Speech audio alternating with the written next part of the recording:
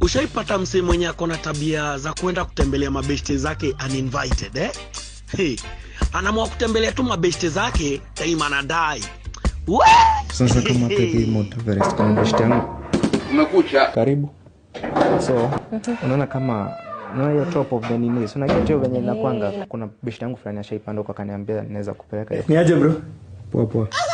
Sasa. Unaona babe sasa. Ndio kwa mimi nitakupeleka date ni. Unajua kila kitu ni yako. Nakupenda. Bro, unaweza msaidia na password? Mungu unachekiaje sasa?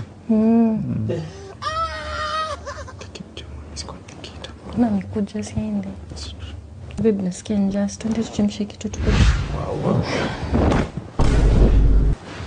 Kama tishe delivery. Ndio sitisha nasikia kitu nimeshiba babe. Babe. Unajua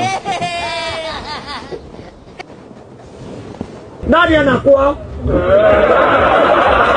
Nani anakuwa? Mfukuze tena. Ina baby.